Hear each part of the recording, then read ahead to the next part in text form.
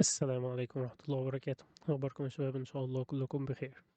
طيب، احنا المرة اللي فاتت اتكلمنا مع بعض عن ايه هو الكلاود، تمام، وهو بيوفر لي ايه مميزات. طيب، خلينا النهاردة بقى نتكلم من وجهة نظر الشركات أو من وجهة نظر أي حد محتاج يستخدم الكلاود. ايه المميزات أو ايه الفوائد اللي هو هيلاقيها، تمام، لما يبتدي ينقل للكلاود. تمام، خلينا نشوف مع بعض هو هيستفاد ايه لما ينقل للكلاود.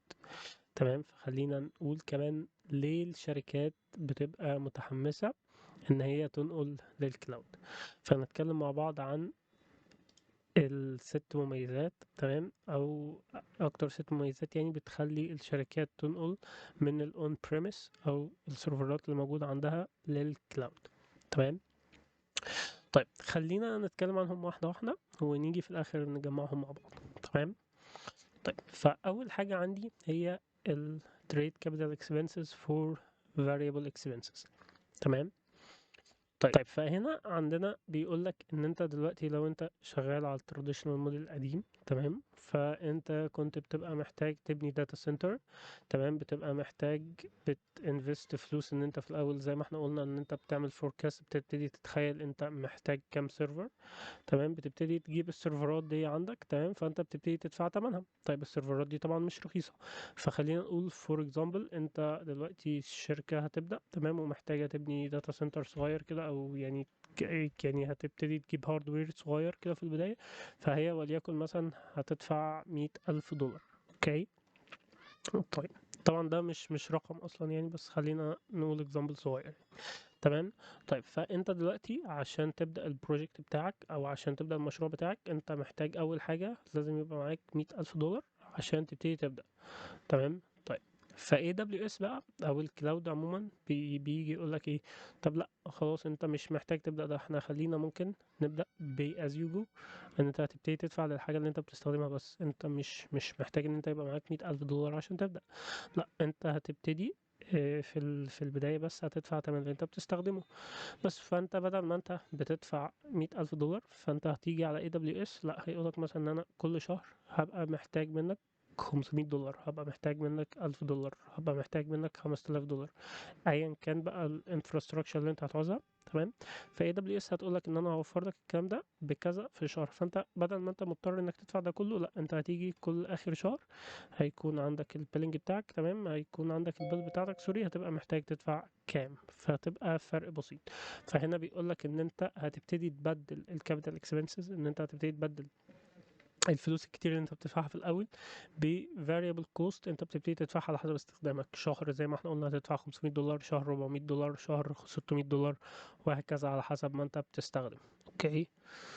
طيب، تاني حاجة، تمام، هي الايكونومكس اوف سكيل. طيب، يعني ايه الايكونومكس اوف سكيل؟ فهنا AWS بتقولك ان هي بتبتدي تستفاد من الكاستمر بتوعها لما بيزيدوا. تمام. هي دلوقتي في البداية هنا مثلا AWS كان عندها 10 عملاء بس فور example. تمام. طيب، ال10 عملاء دول فهم مثلا بيبقوا محتاجين بس 50 سيرفر. اوكي. ف AWS هتوفر الهاردوير ده انها تروح للشركات تشتري، شركات الهاردوير تشتري 50 سيرفر بس. تمام. ف for example يعني، اوكي، فهي هتروح تشتري 50 سيرفر بس. طيب، فهي لما تشتري ال 50 سيرفر دول بس for example السيرفر مثلا ب 10,000 دولار. طيب، فبيقول لك لكن لما AWS بتكبر والعملاء بتاعتها بيكتروا، تمام، فبالتالي هي بتعوز اكتر، فبدل ما هي هتعوز 50 بس، لا انا هعوز 500. طيب، تمام، فانا لما اروح لشركه الهاردوير هقول لها انا محتاج 500 سيرفر، فوقتها مش هيبقى بقى السيرفر ب 10,000 دولار، لا ممكن يبقى ب 7,000 دولار. ففي الوقت في فلوس قلت، ف AWS بتقول لك ان هي انت هتستفاد من الفلوس اللي قلت عليها دي، التكلفه بتاع اللي هي قلت عليها دي، ان هي هتقلل الفلوس اللي انت بتدفعها. بدل ما انت كنت بتدفع على ماشين معينة بتعمل لك حاجة معينة، بدل ما انت كنت بتدفع عليها 10 دولار، لا انت ممكن نخلي ال10 دولار دول 7 دولار لأن التكلفة قلت. أو هتبتدي ب10 دولار دول تديك مكنة أقوى أو سيرفر أقوى يبتدي يخلص الشغل بتاعك أسرع. فبدل ما انت كنت بتستخدمه لمدة 3 ساعات، انت لا هتستخدمه لمدة ساعتين بس. تمام. فكده دي الايكونومكس اوف سكيل. و AWS تقريبا قللت النظام بتاع الدفع بتاعها تقريبا 107 مرة أو 106 مرة حاجة كده من سنة 2006 لغاية دلوقتي. تمام. فقللته 107 مرة، يعني كل مرة بيبتدي يقل. تمام. فدي ميزة مهمة جدا انت هتستفاد منها لما تمايجريت للكلاود او لما تنقل للكلاود. طيب، بعد كده ان انا هبتدي ستوب كيسنج كاباسيتي، ان انا مش هقعد خلاص دلوقتي زي ما احنا قلنا ان احنا عندنا نتفليكس، مش هقعد بقى اتوقع ان انا هيجيلي 5 مليون ريكوست الشهر ده ولا 7 مليون ولا ايه. فزي ما احنا قلنا ان انت لو عندك underestimate، لو انت عامل estimated capacity ان انت مثلا هيجيلك 5 مليون ريكوست وجالك 8 مليون ريكوست، فالسيرفرات بتاعتك مش هتقدر تهندل الريكوستات الكتيرة دي. ففي ريكوستات كتير هتقع، هتلاقي السيرفر واقع. تمام. ده زي بالظبط لما بتحصل في حاجات كتير زي مثلا المواقع الحكومية أو مواقع الكلية، النتيجة لما تظهر أو كده هو ما بيبقاش متوقع إن العدد ده كله هيدخل. تمام. فبيبتدي السيرفر ما بيقدرش يهندل كل الريكوستات، فبيبتدي يديك إن السيرفر داون. او اوفر استيميت ان انت دلوقتي نتفليكس عامله حسابها ان هيجي لها 5 مليون ريكوست الشهر الجاي، فلا هي جالها مليون ريكوست بس. طيب الباقي ده كله راح فين؟ ده كله هي عمالة بتصرف عليه كهرباء وبتصرف عليه security وبتصرف عليه تبريد والحاجات دي كلها وهي مش مستفيدة منه. وبيقول لك ان AWS بتسكيل على حسب الديماند او على حسب الريكوستات اللي جايه لك.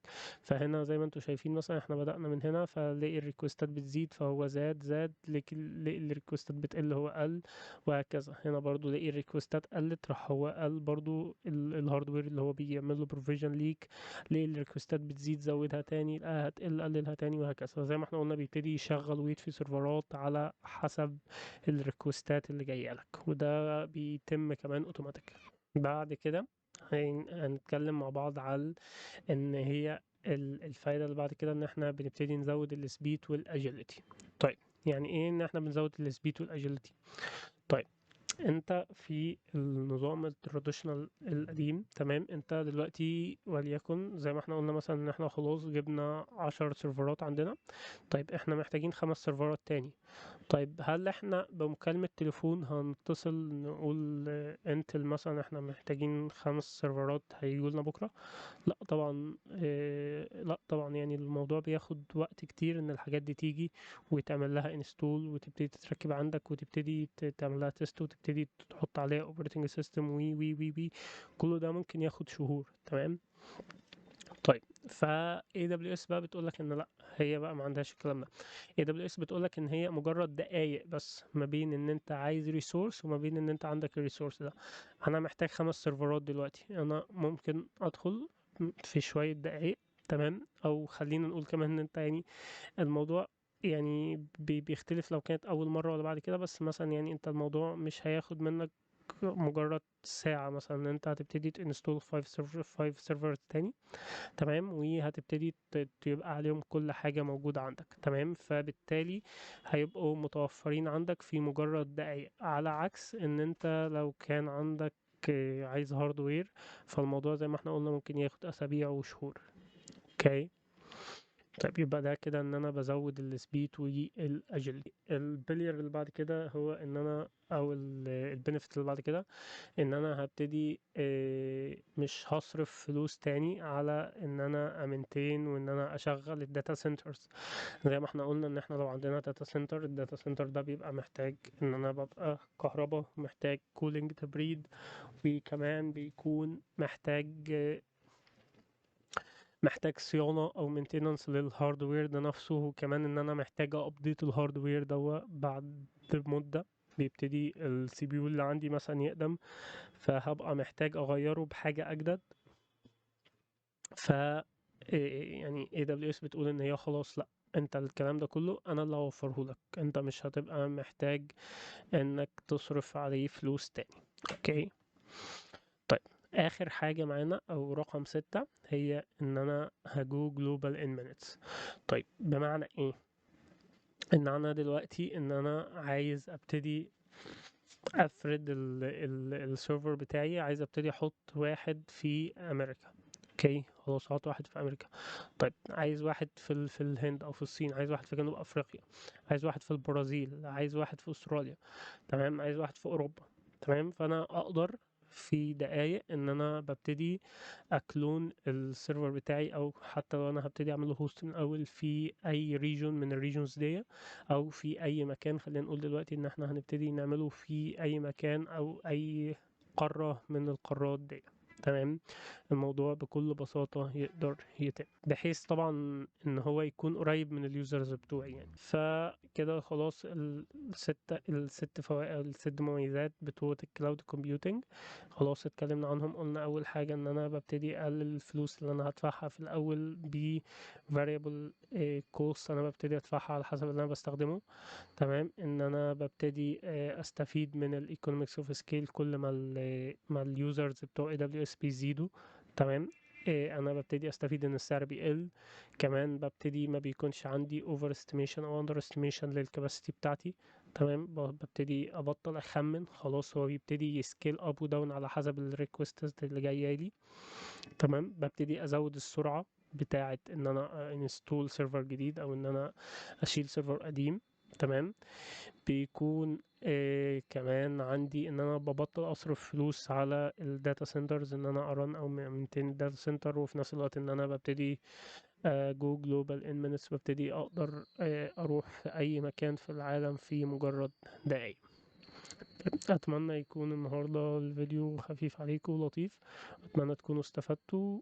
ان شاء الله اشوفكم مرة تاني في فيديو جاي. السلام عليكم ورحمة الله وبركاته.